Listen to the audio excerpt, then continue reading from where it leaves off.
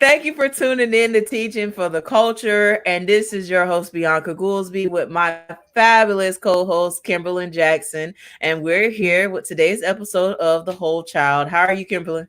I'm doing phenomenally today. Phenomenally. I love it. Yes, that is like an improvement. I just see as the time goes on that I'm like, all right, I'm kind of getting the hang of this whole life, this new normal, and I'm feeling pretty amazing today. So I'm glad to be here. How are Yes. you?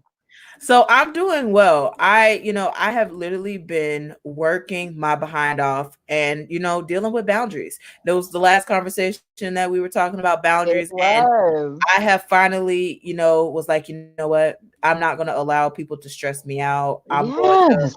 be in control. And that's what I'm going to do. So, because of that, I have had a more productive week, and I'm very happy about it. I'm very grateful. I'm very grateful for our last episode because it really helped reinforce what I was telling myself I needed to do. And of course, you using me as a subject, of life coaching. You're We're welcome. here. No complaints. No complaints at all. No, that was completely unplanned, but I'm gonna say that's how the spirit works and the spirit moves. I just felt it laid upon my heart for me to use you in that manner. But I am so grateful that it worked out, Yeah. and that you've been applying it because I think it's very tough sometimes to look at self and do that self analysis and then say, okay, this is an area that I need to work on. But then to actually put it into practice is what makes the difference. So I'm proud of you and excited for you and grateful that that had an impact. So I got a lot of positive feedback as well after the show. I could talk about boundaries all day, all night. So I was in my jam. You know what I mean? So, so yeah, I'm glad that it paid off and gave you some action steps. It did. It did. I appreciate you. I was looking out. Ooh. I was looking out. Awesome. So for those of you all that missed it and you need to get your life, right?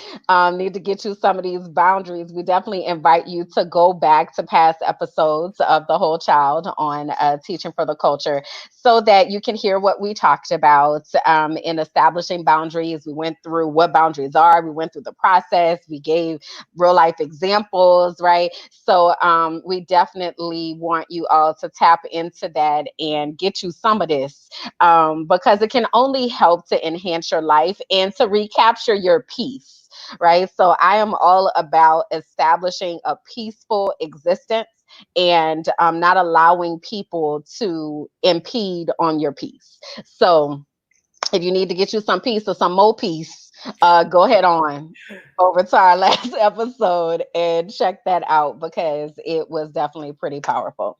So as y'all are coming in, we see you all logging on. I'm also, I think I shared it. I'm doing a watch party, I know, over on my Facebook, but we always want to make sure that we are including your voice into what we are talking about. So definitely make sure that you say hi, introduce yourself, let us know where you're watching from, and contribute to the conversation because your voice is important as well as we're talking about these things that apply to our children, but they also apply to us, right? So even if you don't have children, there are children in your lives. And a lot of this stuff is applicable to us as adults because at the end of the day, we're just grown children. So, it's all a thing. All right. So yeah, hang out, chill out, let's do this. You know what I mean? Yes. So, what's today's topic? So today we really just wanted to chat a little bit about how our kids are feeling right now and the conditions that have been created at home. In my prep for today, I could relate to a lot of the stuff that we're talking about. So I definitely do want to create this transparent environment. I believe in transparency. I'm one of those people where if somebody, wants to do a news story about what's going on is secondhand news because I done already told it. But I think that transparency really allows for healing, and it allows the opportunity for to have those difficult conversations that are ultimately going to impact change. So today we want to talk a little bit about what our kids are feeling about the things that are going on at home and about what we can do to alter that.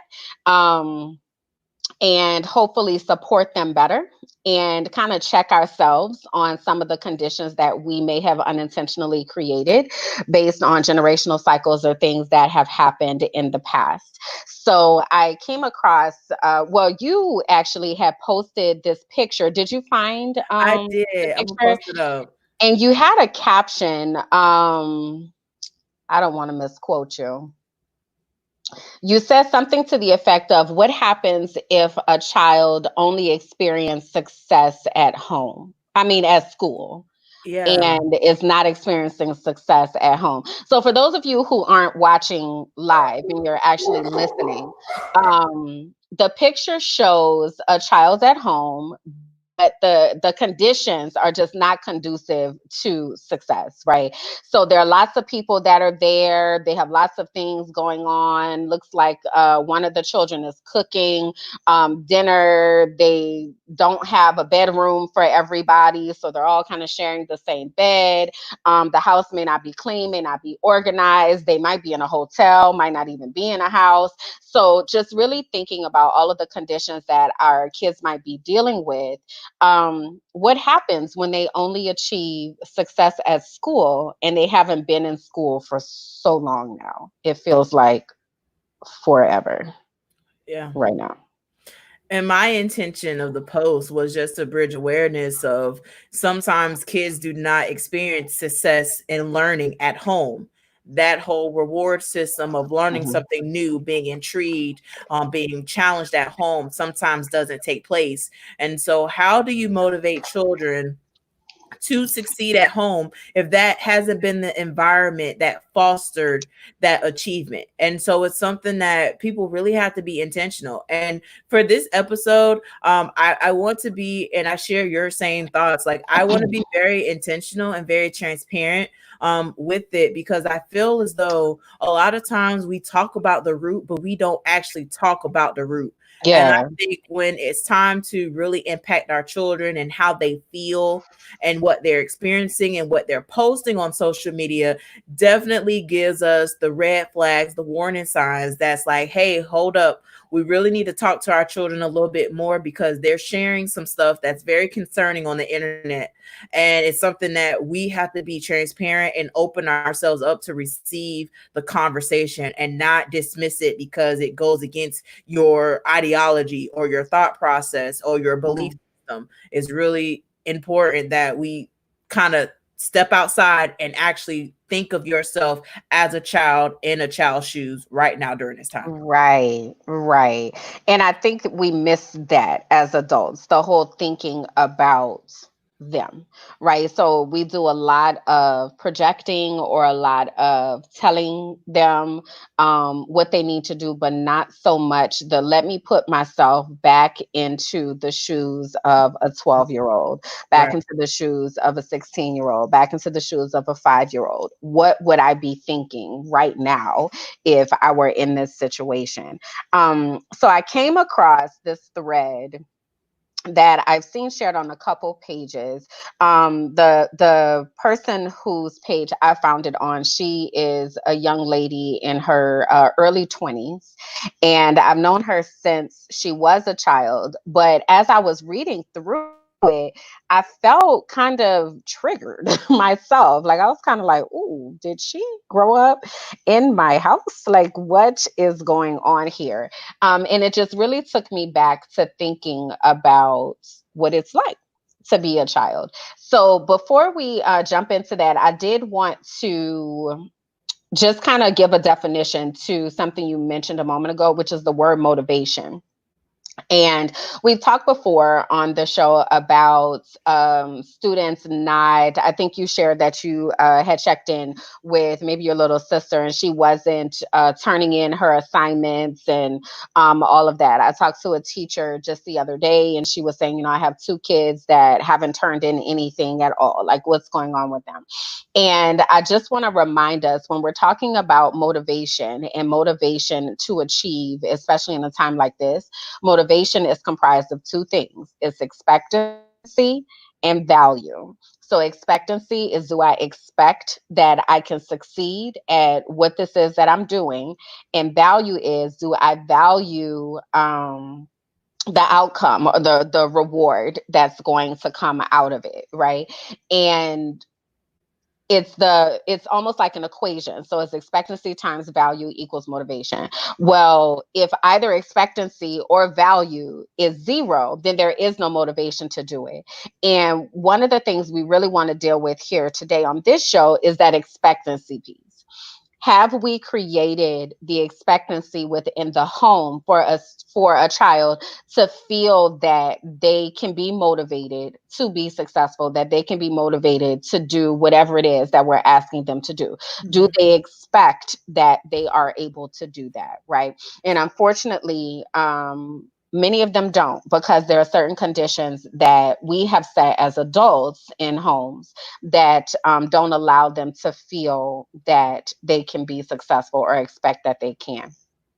So, to this thread that I came across, it was kind of like the theme of it was our parents don't know us, right? So a whole bunch of things. Our parents don't know us because, right? So I wanted to kind of unpack some of these, and we can just chat about it. And I would love for you all to chime in as well.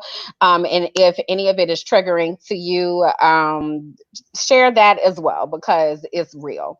So these first few, it says our parents don't know us because they don't listen to us. We are taught to only listen and carry out instructions without reason, and they have totally shut down the fact that children can be teachers too. So I want to kind of pause there for a moment, Mhm. because this is like my pet peeve in life, right? So here we go. Taking the band-aid off. Here we go.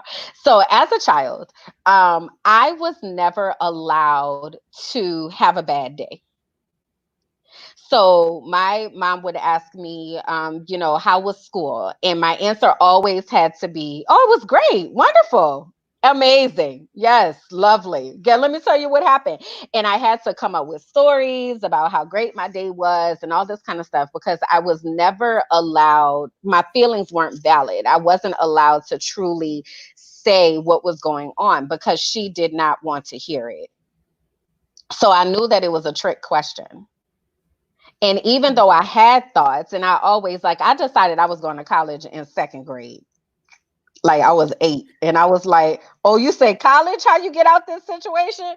Cool, sign me up. That's what I'm about to do. I'm going to this college, right?" Because I knew that I had this is not going to work for me. Like, I need to find a way out at 8 years old, right? Mhm. But I experienced so much during that time, and I just never had someone to truly listen to me, to allow me to be able to talk about what I was feeling or to ask questions and get real answers. It was just a very dangerous type of thing, because things could go left at any time. So it's really important to me that when we're dealing with kids and talking with kids, that we give them an opportunity to be heard, and that we actually take the time to listen to them, because they do have thoughts. Even our littles, once they're able to, even before they're able to articulate it, but definitely once they're able to articulate, like around, let's say, 3 4, they know why they're thinking what they're thinking or why they did what they did. Like, if you just give them the opportunity to respond, they'll tell you, because they have thoughts. But if we as adults don't take the time to listen to that, then how are we ever going to help them to feel that their thoughts are valid, and then expect them and have them expect themselves to be successful at what we're asking them to do? Right. So I think that's a place that as adults that we can do a lot of growing, um, of really examining if we are truly setting the stage for kids to listen, or to be listened to. Like, did you, as a child, were you able to kind of talk freely and be heard and listened to? No.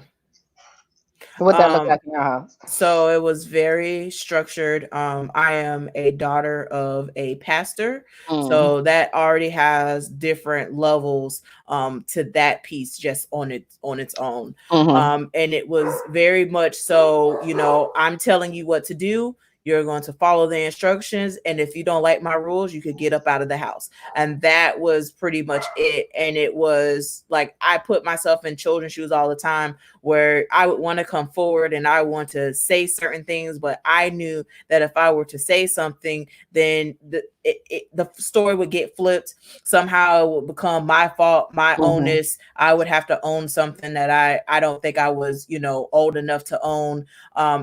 It was a lot. And so that particular piece, like having a voice, that was something that was very serious for me growing mm-hmm, up as a child. I wanted my independence. I wanted to be able to freely express myself because I felt oppressed at home, mm-hmm, from sharing my thoughts, my opinions that were different from a traditional Christian household. So mm-hmm. it was definitely a lot with that. Yeah, and when you talk about having a voice, like it, all I'm sitting here thinking is, look what they created. Because what happens is when you suppress a child's voice, is they go either direction, and it could be positive or negative. So they could then decide not to share. Right. So they just go internal and they just don't share. So they have a very difficult time sharing anything that is Mhm. going on, positive or negative. They just completely shut down. Or you create one who can't be silenced, right? And that can be either positive or negative. So it can turn into a disrespectful child that is, calling you bruh and I don't even care, whatever, screaming and hollering at you with no respect for the fact that you are a parent. Or it can create a child that advocates for other people and speaks up for other people, and tends to be drawn to people that don't have a voice, and then they use their platform to be able to affect change. Thank God, like, we are on that positive end of advocating, but it very easily could have gone the other direction. um, Absolutely. because with so much suppression, it has to come out some type of way. It's got to, right? Mhm. And those kids that go internal, they often wind up doing self harm because they don't have an outlet. It has to come out. It is going to come out in some way, shape, or form. So when we're thinking about silencing kids and not giving them a voice, we also have to think about the consequences that come along with that. Now, you can teach a child how to use their voice for good and how to use their voice to advocate. But again, the framework has to be laid for what that looks like and what that sounds like, for them to be able to have that voice and have that platform. But then the other part about it is realizing that we can learn from kids too. Yes. I am not the master of all knowledge. Now, I know a lot, but I don't know all the things. So at some point, we have to humble ourselves to be able to receive from a kid, because the way that they think about things may be very different, but it's just as valid. Yeah. So it's just a different way of looking at things, which is okay, especially when we're thinking about the way that the world is transitioning and really going into technology and the types of jobs that they're going to have. As adults, we need the way that they look at things, because the way that we did things is just not even valid anymore. That's not the way that things are done now. So it's important to make sure that we are listening, and being humble, and not thinking just because this message is coming in a pint-sized body, that means that I just get to discount it. That's not okay. Right. You're right. So a couple other ones. Let me see. Put it back up because it was another one. Our parents don't know us because they don't accept when they are wrong.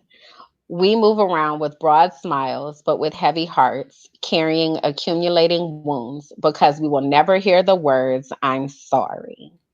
Ooh, This one made me like tear up a little bit when I read it yeah. because I remember being a kid. So I remember there's this one time at band camp. Not really, but there was this one time that I was going home and I had actually gone to my cousin's house. Now, this was my second cousin, so my mother's first cousin. I had gone with her after school, and she was going to drop me off home. And I called home to leave a message. Just back in the day, we had like that actual answering machine, but ours was bootleg. It didn't really work, but I had called nonetheless, right, to leave a message and be like, "Hey, I'm coming home with cousin, whatever, whatever." Okay, well, the answer machine was bootleg, so she didn't get the message. So I get home. She's don't know where I was at, all that kind of stuff. She was concerned, worried. And I'm like, but I left a message. So she's like, what no message, blah, blah, blah, beat the brakes off of me, all that good stuff. Now, I was very committed to like when I know that I am not wrong about something, like I'm like, no, you're going to know that because the record need to reflect, right? So that weekend I went onto the answer machine and I found the message. I was like, oh my gosh, here it is, right? After hours of listening to this tape, found the message. So I cue it up. My mama get home. I'm like, this the message. And I play it. And she was just like, mm, Right. ma'am, you were wrong. Why? Yeah. There was no I'm sorry.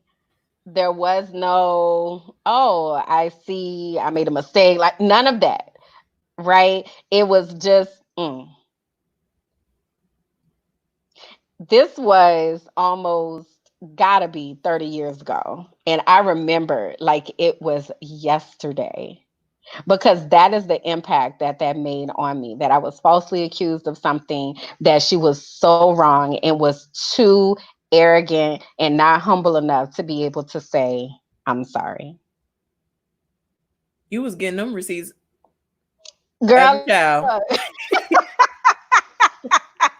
People lie receipts though. I've been saying this for a minute now. People lie receipts though. You gotta go ahead and get your receipts. I'm true to this. I ain't new to this.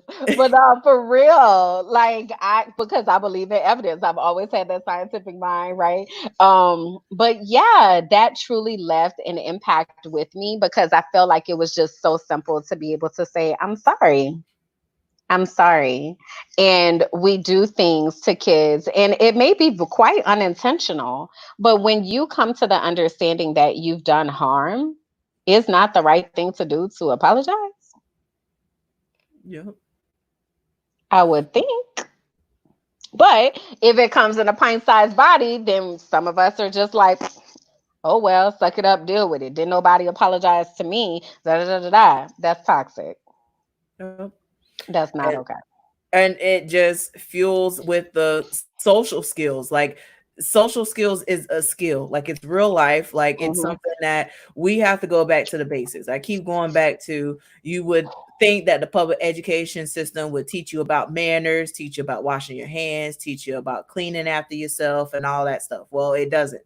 And that is skills that has to be learned at home, and how to properly communicate with each other, and to what those conversations look like. And this is Hmm. why we're having issues with, conflict resolution, in the classroom, because we have kids that have this trauma of what you're just explaining, where they can't say sorry because they've never had an Right. apology and they don't know what Yeah. that feels like. Yeah.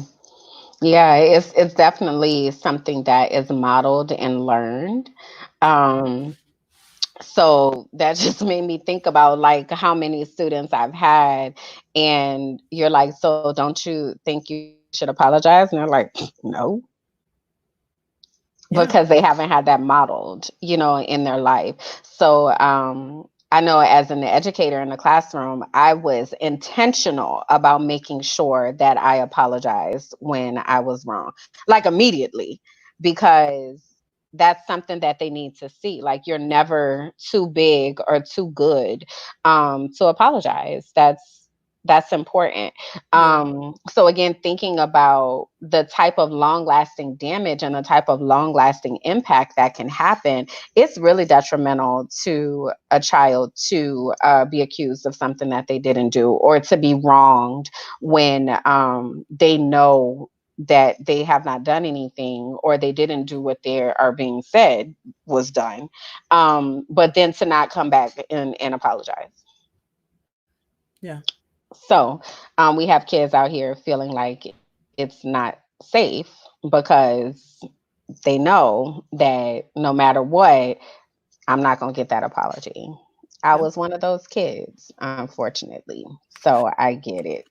I completely get it. That one in the middle, it talked about understood, what does it say? Our parents don't know us because they don't respect our choices. Unfortunately, we are expected to be replicas of their generation in an ever changing world. Can you think of choices like in your life that you felt that your parents didn't respect, or um they wanted you to do things the way that they wanted it to be done, and that just wasn't your reality?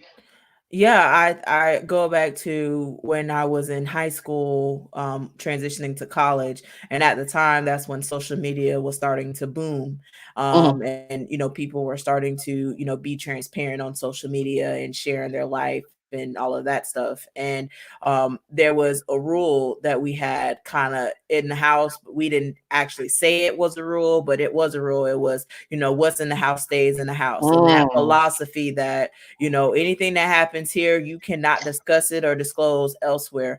And Mhm. I believe about being authentic. And I always been about that, about being your authentic self. And I've had my struggles with that, of trying to find that balance. But at the end of the day, I was not the type of person to just like close off. I Mhm. tried not to be, at least. So we had conflict about what to share on social media, what not to share on social Mhm. media. And I go back to the framework that, my dad was a pastor. So there were Right. certain things that I was very open about that would deviate from the traditional Christian household as what is presented on paper or what it looks Mhm. like. And I was different from that. And so there was a conflict for quite some time as far as what you're posting on social media is different from the ideology that I project to the world on what happens in our house. And Right. I'm not going to be stuck in a quagmire for that. That's not my Mm. responsibility. So you Mhm. can either be transparent and tell people what's up, what time it is, but I'm not going to change how I operate. And I'm an adult at this point. I'm an Mhm. adult, and so I feel as though like you have to respect the choices here, because I'm not doing anything that's harming. I'm just saying what it is. And that philosophy has just really tainted and killed certain communities, with that what happens in the house stays in the house. And that's Mm. why a lot of child predators and a lot of molesters and they have been getting away with that, because they put that framework in families and they protect people. Oh man, I don't want to go there today. But I was about to go there because it is so damaging. Um and that's something that's been passed down, right? And it's something that has been pushed just generation to generation to generation. Like, what happens here stays here.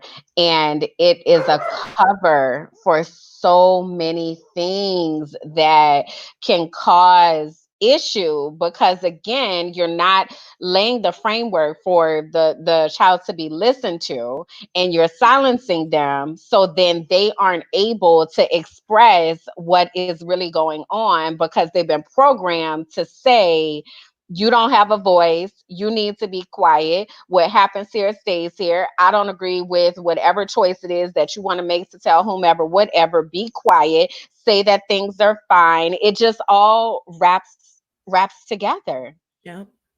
This trauma. And it is, and it's saddening and it's maddening, and it's, I don't know how else to attack it besides to be the complete opposite, Cause I'm the same way. Like I have always been the one to be like, I'm gonna tell the thing. So if you don't want it to be known, you better not do it around me. I am a world class snitch. I ain't got no problem with it at all. I used to tell my students, I would introduce myself at open house. I would be like, "Hi, my name is Miss Jackson. Welcome to science. We're going to have an amazing time. It's going to be so wonderful. I want to get something out off my chest, off top. I'm a snitch. So if you don't want anybody to know anything, you better not do it around me because I will call your parents and let them know." And the parents are like, "Yes." And the kids are like, "Did she just say she was a snitch?" Yes. Hmm. Yes, because that type of be quiet, don't talk, don't tell type of way of existing has just been so detrimental to our mental health. It's been detrimental to our safety. It is just not, it's not okay. Not in any way, shape, or form. It's just not Right. at all. Yeah. At all. So I definitely can relate. And as you were talking, I was like, oh my God, yes, yes, yes, and some more yes. Um we got to do better. We've got to do better. And I think it's really empowering parents to know that we recognize that many of them are doing the best that they could. Right. I think Mhm. that I don't think that parents keep their good kids at home and send the other ones. Right. They send us the best that they have. They've done the best that they knew how to do. But when I think about, every parent wants their child to have a better life than they did. But unfortunately, we go back to the same type of toxicity that caused us not to have the best life that we could have had. So there is a level of humility that has to be embraced to be able to say, I don't know what I'm doing, or I'm just doing what my mama did to me or what my daddy did to me. And I see that I turned out how I turned out, which may be great, but if I can save the next generation some time, some energy, some heartache, heartbreak, then that's what I want to do, because they shouldn't have to go through what I went through, because I should have learned from what I went through to not repeat that cycle, Yeah. you know? So, when we put this in this package of thinking about our kids experiencing success, um, we own a piece of that as the adults in their lives. We own a piece of setting the stage so that they can expect to be successful, so that they can see themselves outside of their current situations and current conditions. We own a piece of that.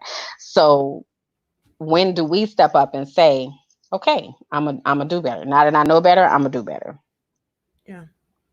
And some families, they're in survival mode, and it's one of those things where Mhm, you can't even teach your kids how to thrive because you mhm, don't even know what that thrive looks like, and mhm, you're stuck in this place. And I just think that this is where the community really has to pull together. To It takes a village, and that mindset and that mentality has to be shared. That if I see your child acting up, I'm gonna pull your child aside and let's talk about why are you acting like this?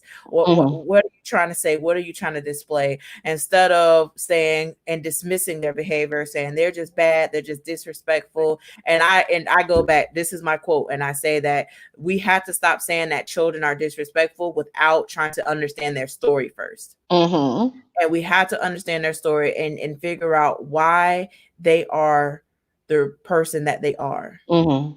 and what are some type of triggers, what are some type of trauma, what are some positive and negatives that have created this framework for this Right. person. And a lot of families are not having intentional conversations with each other. I literally witnessed a parent talking to their child. The child was on the phone, and was texting. The mom was texting on the phone and was like, "Oh, how you doing?" The child looked up from the phone, fine, went back to texting. Mama went back to texting, and they weren't being intentional with each other. And That was it's the like, conversation. yeah, I just really think, and this is my challenge for families. Like this, I'm so serious. I really want you guys to really take some time, maybe just do one day, one night, where you guys put your phones on do not disturb, Hmm. and literally sit down as a family, have a conversation as a family, talk about your goals, talk about what you're excited about, talk about, bridging that family together. Because unfortunately, if you're not doing it, the kids are doing it on social media, and they're doing it to people that are grooming them. And how many kids we have to get alerts that they're missing? Yep. How many more? I can't take it. I can't take to see our children out here going missing, our children involved in sex trafficking, our children involved with these grown adults. You have 13-year-olds running off with 19-year-olds. I like this is real life. And parents, you have to be intentional. You have to talk to your children. You have to figure out who are they talking to? Right. Who are they Yeah. talking to? But you got to put the phone down to be able to do that, you know, Yeah. and taking the time. You just made me think about one of my favorite pastimes to do is I'm all about questions, right? And as a teacher and as a professional development trainer, we know that the answers are only as great as the questions that you ask, right? So I'm always about what types of questions, can we ask? There's this book that I love. It's called The Book of Questions. And in this book, it is maybe, I want to say 290 something questions about just different things, different random things that, like, let me see if I could find it an example. When was the last time you pushed yourself to the limit and what happened? Mm. Right. So it just gives you, it's not your typical questions that you would think about in your mind, but it really causes some deep level thinking that allows everyone to be able to uncover the pieces of yourself. Because by asking that question, that is an opportunity to dig deep and be like, I don't even know. So I want to kind of model that right here, just because that one, I know I'd be doing this stuff on the fly. I know you didn't expect this, but here we are. So, Here we so go again. I know, but I will tell you what I learned, right? So we're gonna do this, and then we're gonna talk about what we learned just from asking this question. Okay, so the question again was, when was the last time you really pushed yourself? And I'm gonna limit it to your physical limits and explain what happened. So, physical limits was the gym. There was a goal that I had to meet by running a mile in so many minutes, and I first was like, I can't do this. Like I'm too fat for this. I'm tired. I was tired already, and I was like, no, you're gonna push through it. You're gonna do it, and I had to get rid of the negative self talk. After I did it and I achieved my goal, I felt so good. I felt so proud of myself. I was like, yes, baby. Yes. Um, but I had to move past, the judgment thought and what if I look crazy on this treadmill, people looking at me and I probably should have had a tighter bra on. It was those bias and those Mhm. thoughts that really just kind of, but I pushed through it and I was happy with it. I love it. Okay, I'm not gonna unpack it yet. I'm gonna tell you mine. Okay. So the last time I'm not gonna say the last time. This is the time that sticks in my mind that I can remember pushing myself to the physical limit. Is I went to this place called Tree Hoppers, and Tree Hoppers is like a zip line park, and they also have obstacle courses, right? So one of my favorite shows to watch is American Ninja Warrior, and in my mind I feel like I could be an American Ninja Warrior, but I know that in real life I am not. So I go to this park, and they have different level courses, right? So there's like yellow, green, blue, black, double black, like, Okay, so I'm doing good. Like I'm on the course with the kids, like I'm out here zip lining it up, right? Going through all the obstacles. Well, then like the higher level course that you go, the higher it gets off the ground. Right Mm. now, I don't think I am afraid of heights, but I found myself on this one course where I had to walk like this tightrope, if you will. So, mind you, you're connected and all that kind of stuff. Um, but the ropes were so loose, so I couldn't, like, I was walking like a tightrope between V's, if you can imagine. So the rope is going through the middle, Mm. and then there are these V's, right? So I'm trying to get through it, and I'm short. I'm only 5'2 3/4. I claim 5'3", but I'm short. My legs a little. So I'm trying to like reach to go from the platform over to the rope, and the rope is like 6 feet away, and I can't get it. Like it took me had to be 30 minutes to get through this one obstacle. And when I finally got through it, I sat on this platform and I am like 20 feet off the ground, sitting on the edge of this platform, contemplating my life. I was like, I don't know. I think I'm stuck here. Like I can't go back. I can't go forward. Like what do we do? Just jump off this tree?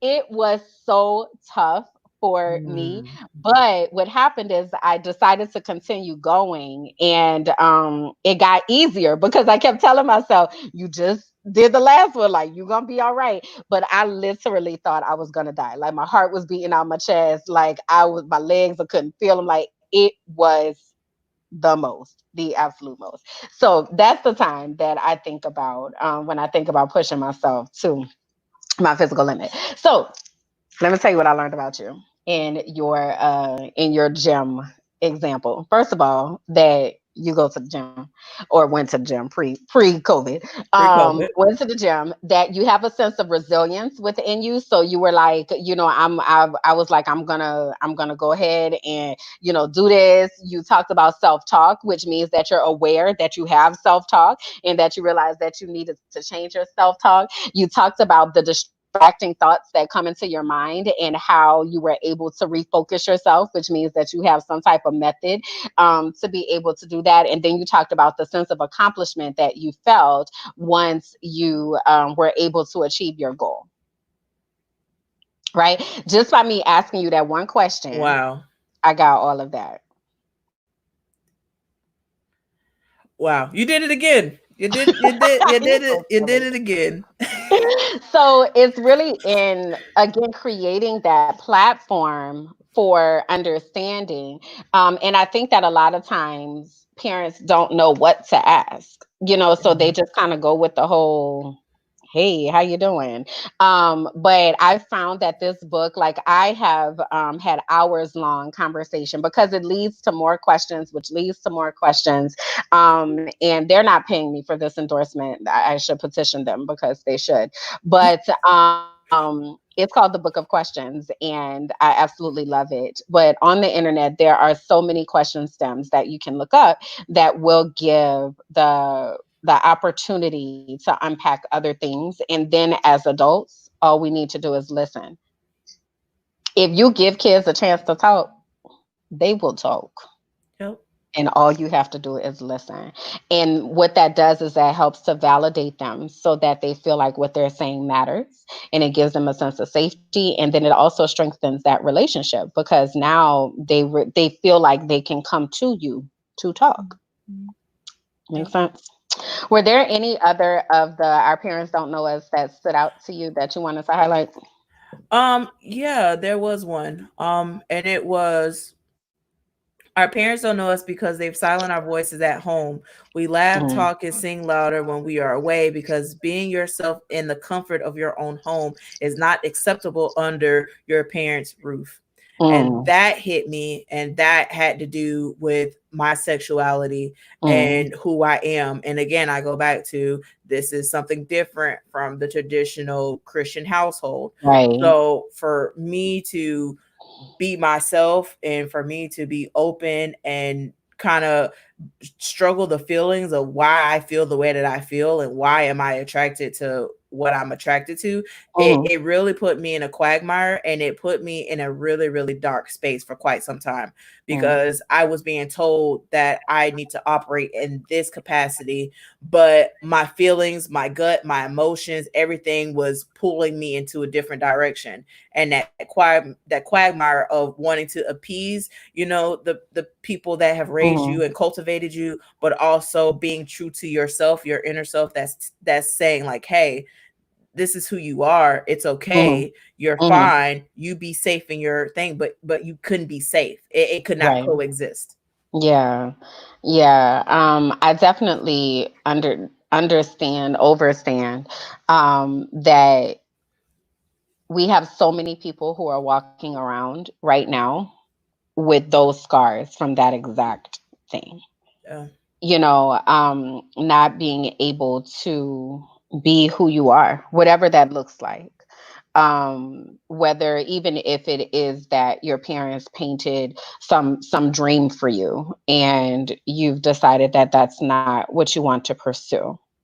Um, or a couple of the other ones were saying stuff like comparing you to a cousin or a sibling that they deem to be perfect, right? Hmm. So they're pitting you against somebody else and then idolizing someone else by minimizing you, and it's just so damaging. I guess if the whole point of all of this that we're talking about is the long lasting damage that can happen emotionally. I was talking on, I have another show that I do, and I was talking about abuse. And one of the viewers commented that the abuse was, I think it was in a relationship, and the guy had said something to the lady, and she was talking about how I hurt her and all of that. And I used abuse. I used the word abuse, and some of the viewers were like, "Well, he didn't hit her," and I was like, Mm. do you know that physical abuse is only one type of abuse? There is an emotional and mental abuse that is so much longer lasting because those physical scars they heal. But that emotional damage and that mental damage will last for Hmm.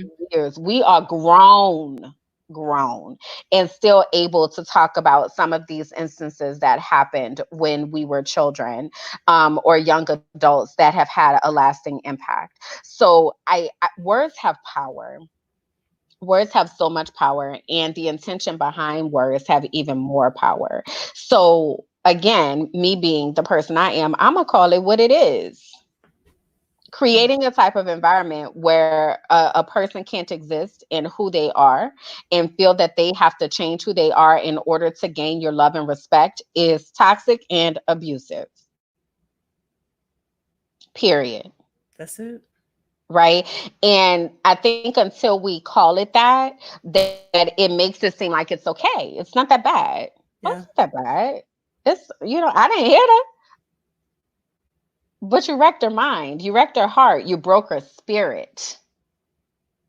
And we're doing that to our kids. Again, I'm not saying that anybody woke up and intentionally said that, I'm going to seek out to damage my child. I'm going to seek out to break my child, but it's happening. It's happening. So we really have to do that introspective look to think about the mindsets that we have and the types of words that we let come out of our mouth and the types of behaviors that we allow to exist within our families that our kids are internalizing that is causing them to not feel like they can be successful. Hmm. Just if that idea of success is achieving whatever goal it is that they have. How can I do that in a space where I don't have a voice? I can't talk. I can't talk about the things that are hurting me. You'll never say you're sorry if you do hurt me. So I just got to deal with it. I can't be who I am. I can't like what I like. I can't love who I love. How do we expect our kids to achieve any type of success if that's what's happening? You're So right. it's a hard look. It's tough. Anytime we have to look inside self, it's tough. But it's necessary. It's necessary if we want to break these cycles so that our children can be whole. Because the whole point of this is having whole children so we don't have to repair broken adults. And we do that by making sure that we're looking at ourselves and the environments that we're creating, you know. Yeah. What you thinking over there? So I'm just really feeling out for the kids right now. And like I said, I've been watching some of the trends and some of the challenges. I'm still heartbroken by the foreigner challenge. Like that's like a real thing. What Um, is it? so the foreigner challenge is where there's a song by a rapper by the name of Pop Smoke. Never heard of him. Okay. Um, I guess a young rapper singing about explicit lyrics, Mm, and the children are exposing themselves, and they're posting it on TikTok. And this is child pornography that mm, is posted all on this platform, and like no one's being held accountable, and the children are doing it because they see other people doing it. And mhm. then now you have situations where there's children that are feeling depressed now because they're being body shamed on the internet because they have Wow. now, participated in this challenge. And it's so deep. The internet is so, it's a blessing and a curse. It's a Mhm. blessing to have the connection so we can have authentic conversations like this. But then when you look at the dark side of like, Yeah, if our kids are not talking to you guys at home and they're not having intentional conversations, like you said, it's going to come out in it's one got shape to. or form. Yep. So what is happening is that, the kids are online and they're sharing this information, and then they have grown adults that are grooming children, say it's okay, I'm gonna be there for you. And they look to these people as adult figures because there's someone in their house that's too busy to be intentional with them to have these conversations at home, and there's something Right. broken where they can't. And I just see the increasing number of children being missing and something happening to them, and it just hurts my soul every single time. So the fact that like this conversation, it is low-key triggering for me, just to the Mhm. fact of our kids are being hurt out here. Our kids are Mhm. being groomed out here. And it's because we have not created safe spaces for Right. our kids to be authentically them without being judged, without them having shame, without them feeling guilt, but just letting a child be a child. And we Right. have so many adults that in survival mode that look to these children as helpmates, doing work like housework, and you want them to be a children, but you have them doing adult responsibilities. It's I just really pray for the kids because I mean these graduates, they're like, well, what am I to do now? I look at the graduation rates, half of them are going to college. So Mhm. it's like, what are we doing? Yeah. You made me think about something because I don't remember where I heard this, but it's like you can't ask a child to be grown and be a child at the same time. Right? So we can't put them in situations to give them adult responsibilities and then not expect them to start acting like little adults. Like it's just it's counterintuitive. So when I was growing up, they always say you a child, stay in a child's place, like all of that kind of Mm-hmm. stuff. That's cool, and I really as an adult wish I would have stayed in a child's place because I would listen, these bills, they're not the business. But if you want the child to stay in a child's place, then you have to allow them to be a child. Mm-hmm. You can't make them little adults and then say, "Oh, now you're acting grown," and "Oh, now you're doing this," and "Oh, you're talking back," and blah blah blah blah. Well, when you're not here, they the mama, they the daddy. So now they're supposed to turn that off and then be like, "Oh, let me remember, the actual mom and dad is home now." So now, like, that's too much. That's too much. So if we want them to be children, then we have to allow them to be children. Like it Yeah, just, I don't it's as know. simple as it is.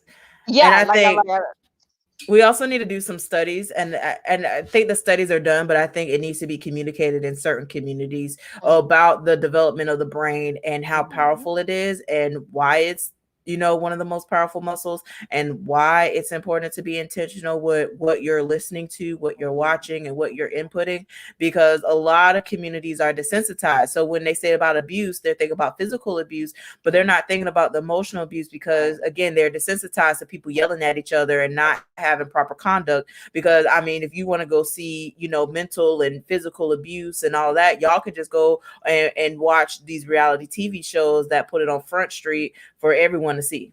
Mhm. Yeah. Yeah, that normalization of toxic behavior is a thing that for me I just can't deal. Um because it doesn't make us turn our heads anymore. Not to unpack this whole situation, but I was watching Black AF, right? Hmm. So I could talk about it on my other show. And the whole time I was like, this how we talking to our children these days? Like, what? Why is this even having the appearance of that this is okay? Why are you sitting there calling your child names and acting like this is all right? And it's supposed to be funny. I've got issue. Like, I have issue. It was baffling to me. But we painted it like it's comedic or it's so funny and all of that. And all I'm thinking is, yo, that kind of stuff right there had me jacked up as an adult. That's not all right.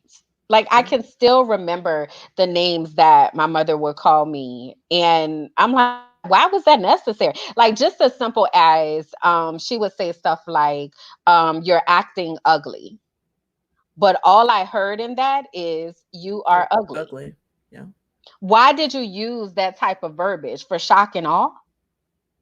You know what I mean? It's so much, and we're not thinking about what we are doing and the impact that it has. It is not okay. It's just not okay. And we've got to do better. We've got to do better, and we've got to decide that we are going to make a commitment to helping this next generation be better than what we had. Yeah. Because you see parents that are disciplining their children on social media, and they are typically doing this, and it's like, oh my gosh, you guys decided that you wanted to record this and put it on Instagram. You calling your daughter all types of B's, Right. H's, all that type of stuff, and you decided that this is something appropriate to put on social media. This is not appropriate. It's not No. okay. No, and public shaming is not, that's not a thing. And to Sonia's comment where she's talking about Black culture, so I don't feel like that is Black culture. I feel like it is toxic culture. But we have embraced it as a Black community that this is how we do. This is how we relate.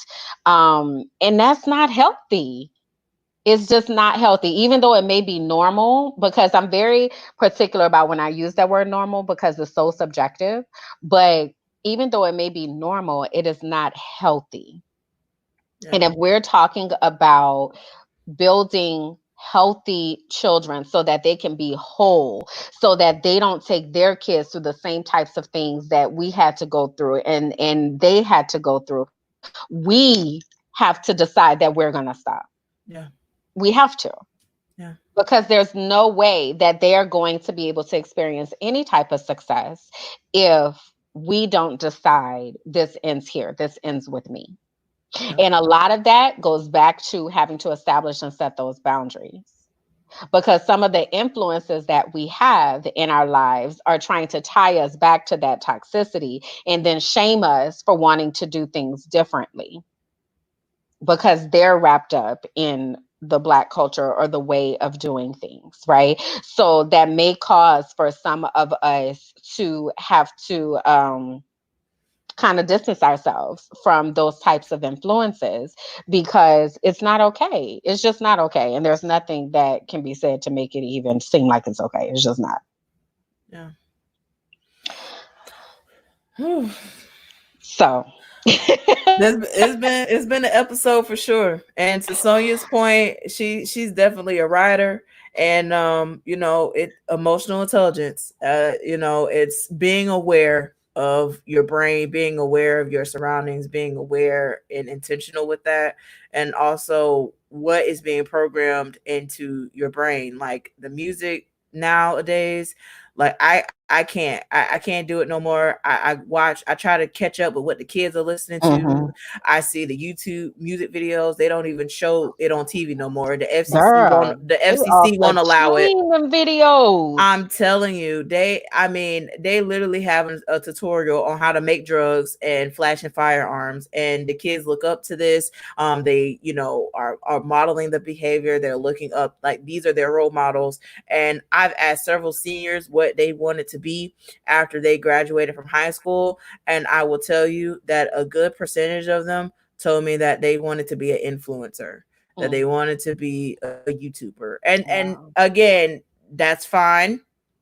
YouTubers do make some money, but most YouTubers have like a skill or something that they put onto the world, and not just I'm gonna be on the internet just to be on the internet. But a lot of Right. kids don't see that. They just see the fame because they've been growing up watching these people grow from rags to riches Yeah. on YouTube, and they want to do it. And it's a lot. I just hope that at this episode, I hope that we understand that we have to be intentional in having these conversations with our children and go beyond the surface, and to really cultivate them and teach them some of these skills, these social skills. We got to Right. teach them these are skills that they have to learn how to communicate, how to learn how to problem solve, how to be effective with their words, and also being intentional to have family conversations, because if they're Hmm. not having it at home, trust and They believe they're having it having somewhere. it somewhere. Hmm. Yep. And I think that's the key to know. The conversation is going to be had. So we need to make sure that the conversation is being had in a safe place, so that we are able to really set that foundation for our kids, so that they have to have a safe place to even be able to ask questions. Like it, Yeah. oh gosh, I could do this all day, but I'm not. But yes.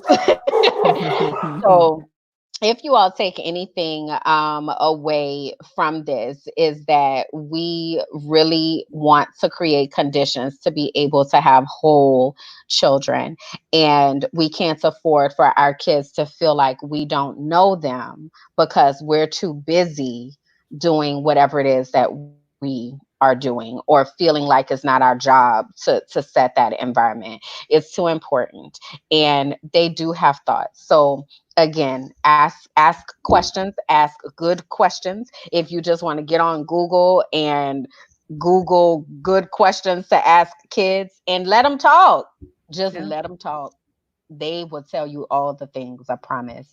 But just give them the opportunity to talk, because they also need to get used to articulating their thoughts and why they're thinking what they're thinking. And when you don't know what to ask, the best question to ask is why. Well, why are you thinking that? Or what made you say that? And then be quiet so that they can tell you, because they Right. do know. They do know, but they're not used to being able to say it. So you have to be quiet past the uncomfortable silence, because in their minds they're like, "You really want me to answer that? Am I gonna get in trouble? Or I don't know." Right? And they, no, I really want to answer. Like, what made you think that? And just be quiet, and they will tell you. They will tell you. So that's our challenge to you all this week, is to have those intentional conversations, to really start to break that cycle, and to examine some of the things that you may have found that have been brought up in your spirit about maybe how you felt like your parents didn't know you, or some of the stage that was set, because now is the time to break those cycles, and to really be able to connect on a deeper level that is going to be able to affect generational change. That's what we want to do here, is impact generational change, have whole children who will have whole children, so that the cycle will be broken. So we appreciate y'all. Yeah. And so, with that being said, thank you guys for tuning in to Teaching for the Culture. Thank you so much, Kimberlyn, for always being here. And if Of you need course. a life coach, if you need someone just to talk to, Kimberlyn is a good person to have in your corner. And I will definitely post her link in, the information with the podcast. So, thank you guys so much for tuning in. And until next time, Peace out. We'll see bye. y'all later.